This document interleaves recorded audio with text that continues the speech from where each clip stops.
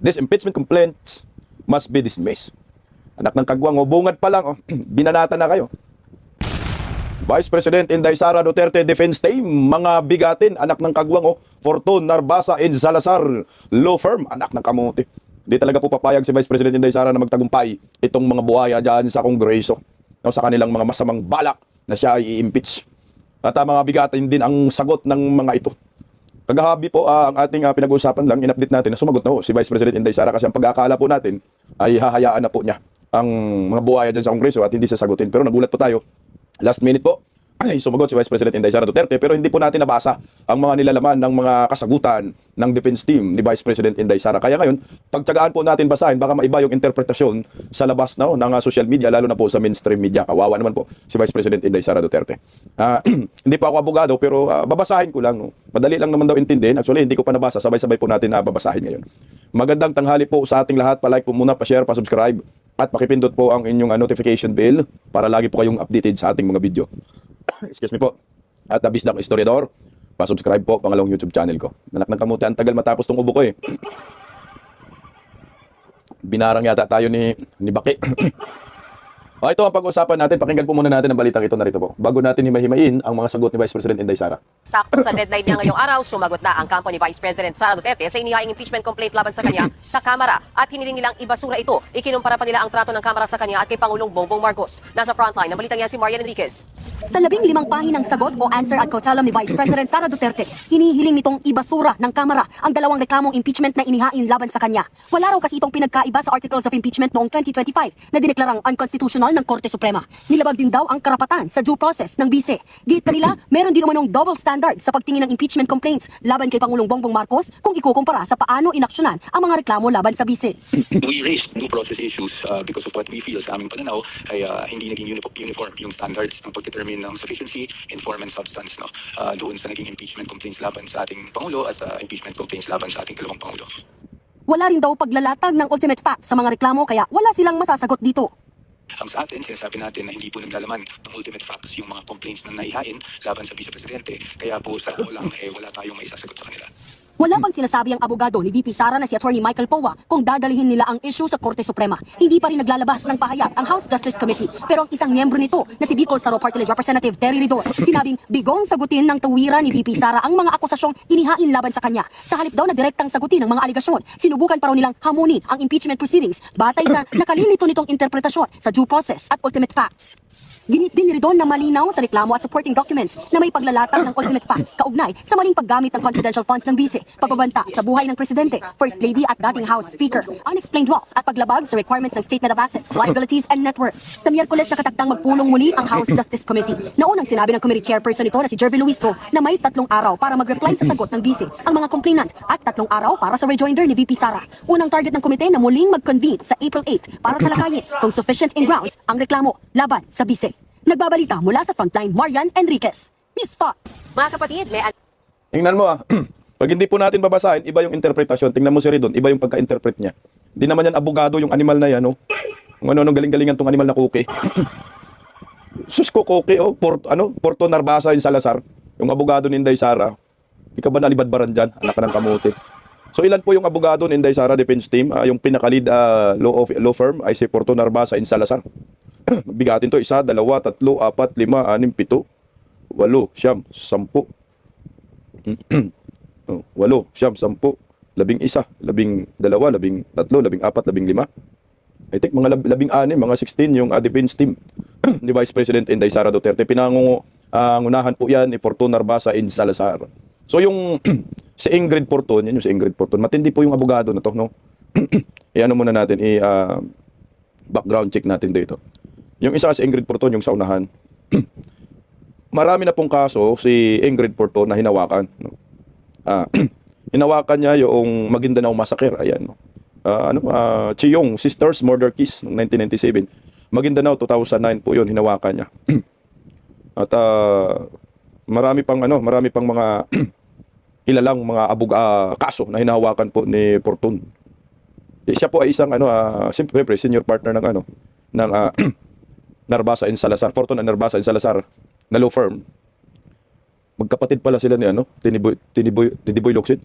Ganun ba? Linawin siya ay kapatid ni Raymond Porton na isa ring abogado. Si Raymond Porton yan, magkapatid sila. At ang practice niya ay siyempre criminal defense, litigation, at kilala sa paghawak ng mga sensitibong mga kontrobersyal na kaso. Yung kagaya yung Maguindanao Massacre. Itong isa naman si Gregorio, Gregorio II, yung lalaki. Ayan, siya rin naman po ay nagtapos sa Manila University, Ateneo din Manila University.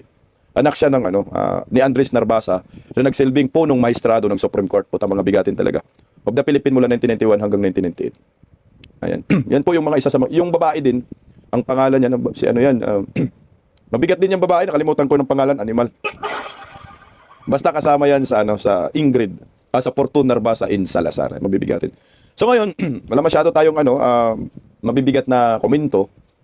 Basahin lang natin yung response ni Vice President Inday Sara kasi di kampanilyang mga abogado, medyo minaliit ni Cookie Kakuki yung sagot. Si Cookie kasi di naman abogado yan, abugago yan. Okay, basahin natin yan yung unang pahina, yung sagot nila dyan. Kagahapon po yan, kagabi. Talagang 4:30 PM, so mga 30 minutes bago magsarado ay dumating po ang grupo nila. Ayan, in the matter of the impeachment of Sara Semerman Duterte as Vice President of the Republic of the Philippines, Reverend Father Joel Sabalya. Ito pala yung impeachment na nagsampa. Putang ina pare, itong animal versus Vice President Inday Sara Duterte, Semerman Duterte. Respondent, in the matter of the impeachment of the Vice President of the Republic of the Philippines, Semerman, at saka ito pa, si Attorney Nathaniel Cabrera. Ito rin yung complainant. Consolidated verified answer ad cautilam. Hindi man ako abogado, babasahin ko lang, pero intindihin nyo naman yung pagbabasa ko din. Ang mahalaga kasi, mabasa natin kasi kagaya yan, anak ng kagwang, si Cookie Kakuki. Iba yung interpretasyon, madali lang naman daw to intindihin. Ito po yung unang nilabungad ng kasagutan. Respondent by counsel without waiving any jurisdictional and or other objections just to these proceedings and her right to exhaust legal remedies respectfully states. No different from the 2025. Ito na. Articles of impeachment filed against respondent before the Senate and declared void ab initio by the Supreme Court in Duterte versus House of Representatives. These impeachment complaints must be dismissed. Anak ng kagwang, bungad pa lang, binanata na kayo. Wala daw pagkakaiba ang isinampang impeachment ngayon labang kay Inday Sara na sinasabi nilang sufficient in substance noong 2025. Na binasura na po ng Korte Suprema yung articles of impeachment. Na dapat ngayon ay ibasura na po ninyo ito. Ito yung sinasabi ni sino ba? Ng UP. Wala, pabalik-balik lang wala, yung mga malitagang nasa tawag dyan, Committee on Justice Kahit pabalik-balik, pinupurso nila kasi pera man yan. Pangalawa, the impeachment complaints recycle the same accusations against the Vice President as those contained in the nullified fourth impeachment complaint filed. Tama ba to? GR number 278353, decisions dated July 25, 2025, which attend finality via resolution dated January 26, 2026, denying the respondent House of Representative motion for reconsideration. yung nullify na lalo pang napabigat ang desisyon na pagbasura sa impeachment ng 2025 sa decision po ng Korte Suprema. Natalo na itong mga animal Natalo na po ito. So ngayon inulit lang nila. January 26, nagdesisyon ang Korte Suprema na ang articles of impeachment ay depektibo at illegal. Doon natalo na sila yung motion ng HOR. Ito nga, by the 19th Congress House of Representatives including conjectures, speculations, and conclusions of fact and law which do not constitute ultimate facts. Alam na natin yun. Next page, baka malito kayo. Pangatlo, number 3, absent any statement of ultimate facts in any of these impeachment complaints, there is nothing corresponding to answer. Tama, wala namang kailangan sagutin kung walang katotohanan, walang ebidensya. Respondent thus only admits aberrations therein insofar as they allege her elections, assumptions to the office of the Vice President, appointment of Secretary of Education, and her prior office as Mayor and Vice Mayor of Davao City. Pangapat, the rest of the allegations, including the annexes and so-called evidence attached to the impeachment complaints, are specifically denied for being false, misleading, impertinent, and mere conclusion of facts and law. Mga ebidensya, mga walang kwenta daw. Ito, antecedents, sunod. Madali lang intindihin nyo. Babasa na lang ako ha. On July 25, 2025, the Supreme Court rendered a decisions in the Duterte declaring the articles of impeachment transmitted by the 19th Congress to the Senate barred by Article 11, Section 3, Section 3 to 5 of the 1987 Constitution and held the said articles are unconstitutional and are deemed null and void ab initio. Number 6. In said decision, the Supreme Court also ruled that no impeachment proceedings may be commenced by the House of Representatives during the 20th Congress against the Vice President earlier than February 6, 2026. On January 26, 2020, on January 28, 2026, the Supreme Court issued a resolution denying with finality the HOR's motion for considerations of that decision. On February 2, patay sila dito, 2026, within the subsisting bar declared by the Supreme Court in Duterte, the first of the 4 impeachment complaints against the Vice President was filed by former Representative Francisca Franz Castro et al. Castro complaint. This impeachment complaint was endorsed by Representatives Antonio Elteños, Sara J. Lago, and Rene Luis M. Cu of Active Chairs Party List, Gabriela Women's Party List, and Kabataan Party List, respectively. On the same day, the second impeachment complaint was filed by Francis Joseph Aquino D. Kiko D., which was endorsed by Representative Percival Sendanya Laila M. de Lima of Akbayan Party List in Mamamayan Liberal Party List, respectively. Next na tayo. Tangina, may ano sila dito, nakitaan nila ng botas kasi 'di ba? At February 2 nagsampa na po sila ng impeachment. Tuloy natin.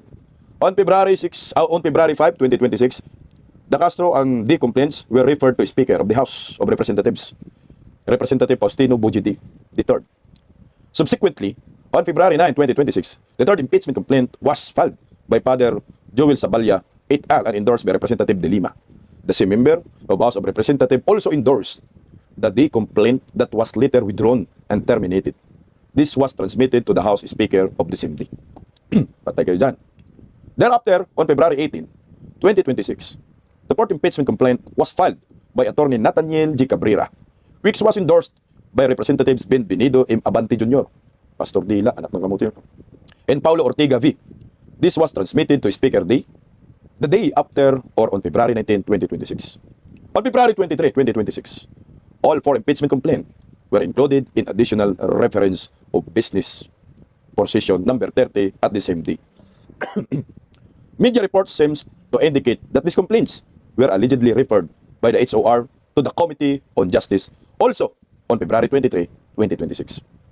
However, a day prior to the first day of committee deliberations or on March 1, 2026, several media outlets reported that the complainants and the complaint has decided to withdraw the second impeachment complaint and expressing their full support for the Saballa complaint containing the same grave allegations and substantial evidence as theirs. Pareho lang. Yung 4 naman kasi pare-pareho lang.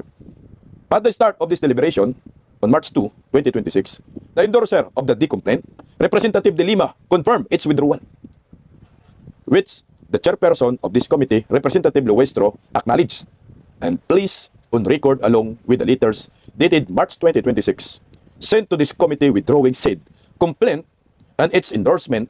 The complainants confirmed the withdrawal under oath. In the same hearing on March 2, 2026, this committee deliberated on and thereafter proceeded to declare the Saballa and Cabrera impeachment complaint sufficient in form. This committee continued to hold deliberations the following day, March 3, 2026, until March 4, 2026, which culminated in its alleged determination that said complaints are sufficient in substance. On March 4, 2026, this committee resolved to issue a notice to the Vice President to file her answer to the Saballa and Cabrera complaints on March 5, 2026. The Vice President received the notice respondent dated March 4, 2026, directing anak ng kagwang March 4 pala dumating yung letter ng House of Crocodile, anak ng kagwang pinasagot ng March 5. Intindi naman ng mga animal, talagang ginipit, no? Her to submit her verified answer with a non-extendable period of 10 days from her receipt of said notice.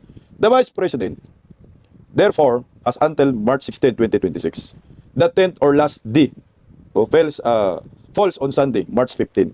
To file her answer, this consolidated verified answer at Katuilam is being timely filed today. March 16, ay tama pala, tama March 4 pala. Kala ko ba March 15 na, March 15 pala. March 16, 2026 without waiving in jurisdictional and or other objections and respondents' right to avail of the proper remedies therefore.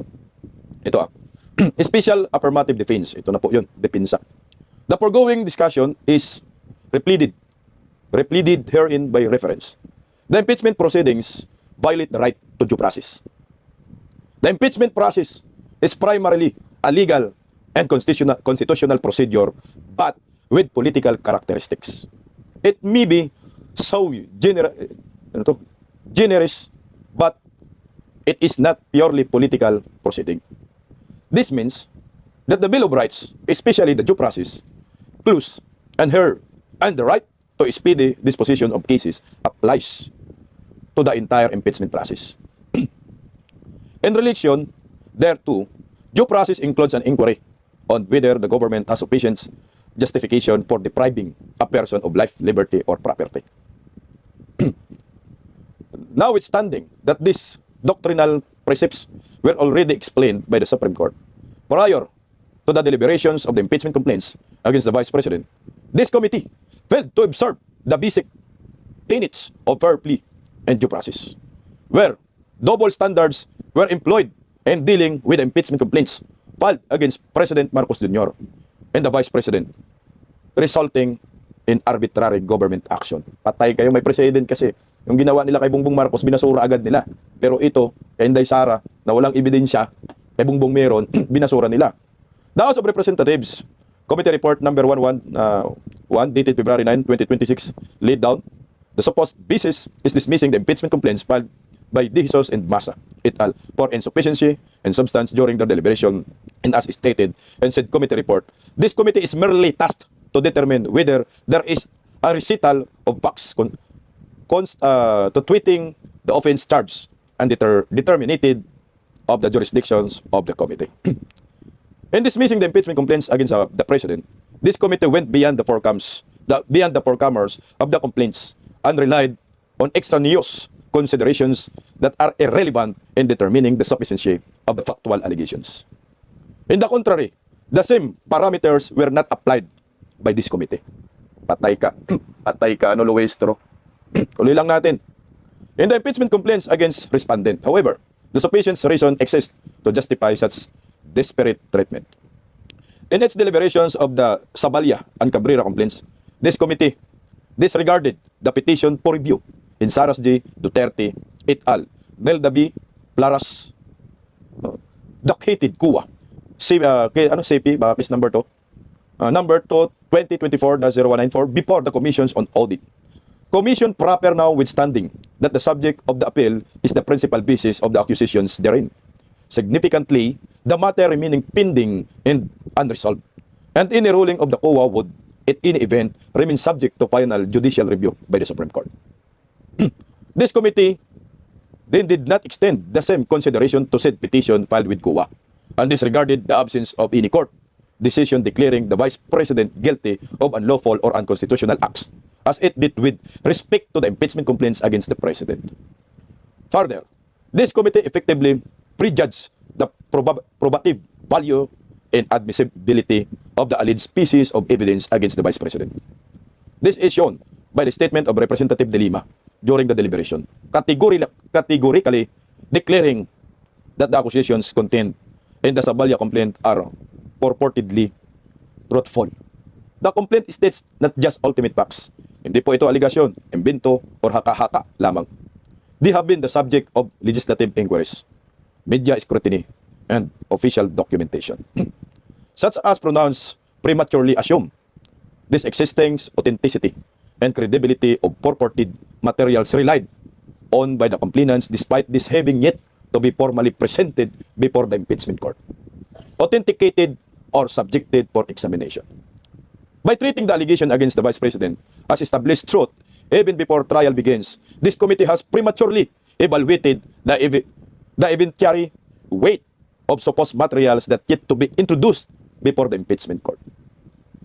In addition, Ramil E. Madriaga's alleged affidavit insofar as it claims that Vice President allegedly conspired with certain individuals to distribute money seems to have been treated as gospel truth, despite being equally unauthenticated, inherently incredible, of questionable origin, and devoid of any probative value. Notably, while Madriaga makes sweeping allegation in his purported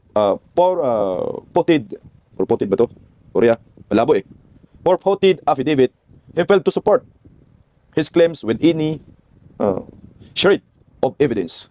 Consequently, tuloy, his affidavit consists of nothing more than substantiated claims and bare conclusions which cannot be accorded any evidentiary weight.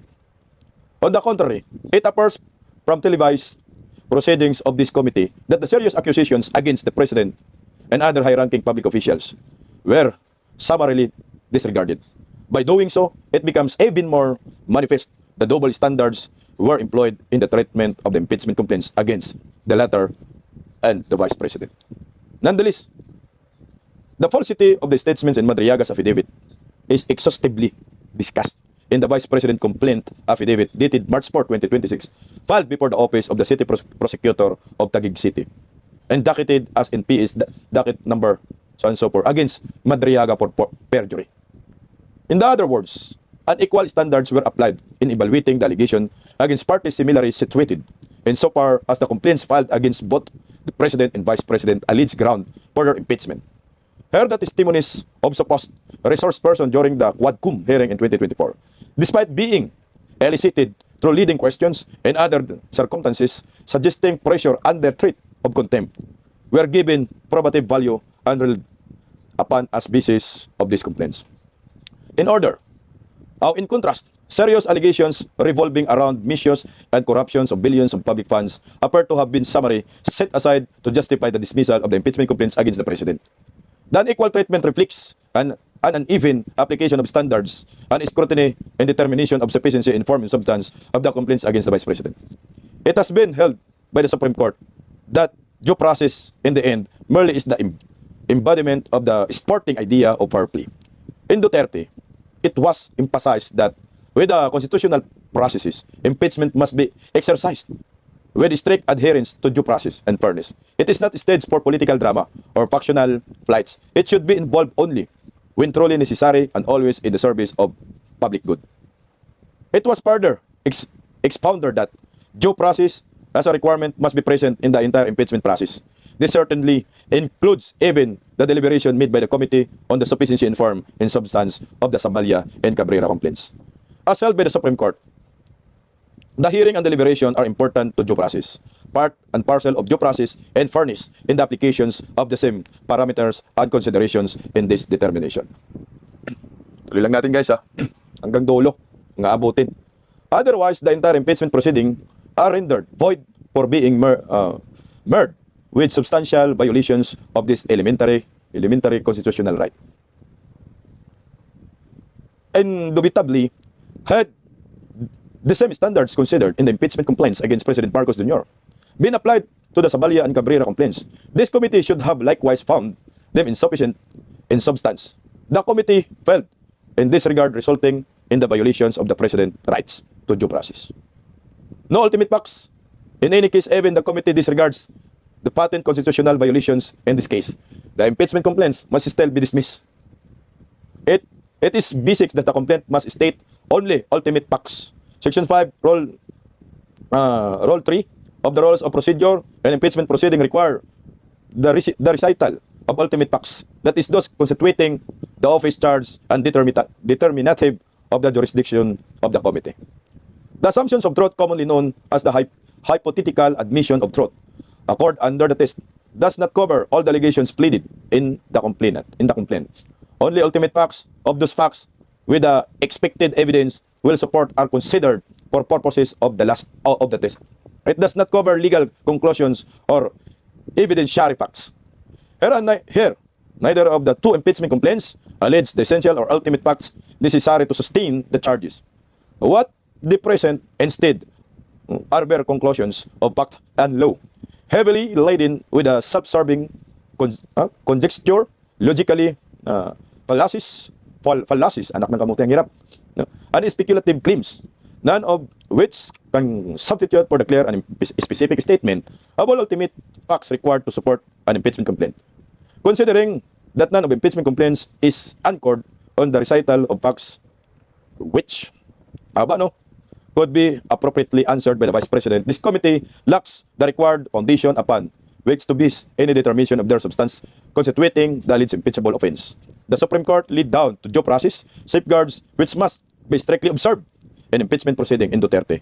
None of these safeguards were observed by the House of Representatives. In this case, the accusations against the Vice President set out in the impeachment complaints consistently reveal disregard of these cardinal safeguards. The alleged violations fall short of their gravity required to amount of betrayal of public trust, graft in corruption, in or bribery, culpable violations of the Constitution or high crimes, and likewise include supposed defense allegedly committed prior to assumptions of respondents to any impeachable office. Medyo mahaba pa mga kabisdak. Ano na lang natin, yung pinakadulo na lang, yung last na lang para ito. So pinakadulo. Basta ang sinabi naman wala namang base yan. Ito, number 61. Sa pinakadulo. The impeachment complaints also fail to demonstrate how the alleged acts supposedly committed by the Vice President could constitute as the other crimes. The rise to the level of impeachable offense, let alone criminal acts by themselves. All told, there is nothing in the impeachment complaints that demonstrate any ultimate facts pointing to coherent, credible account of narration of any impeachable conduct. Dugtong lang natin. Without any evidence against the Vice President, the impeachment complaints advance the complaints theory that even assuming that the Vice President had no direct involvement in alleged unlawful acts, she should nonetheless be held still liable under the doctrine of command responsibility for the alleged crimes committed by her subordinates. This claim fundamentally flawed that the mere existence of a hierarchical relationship does not by itself establish liability under the doctrine of command responsibility. To hold otherwise would distort the doctrine and reduce it is to presumptions of guilt solely based on position. More importantly, the doctrine invoked by the complainants cannot operate in a vacuum before responsibility may even be imputed to superior. There must first the competent proof of the subordinates committed the alleged wrongdoing. Summarize natin mga kababayan ko. Simple lang naman ang sinabi dyan Walang ebidensya, walang facts, anong sasagutin?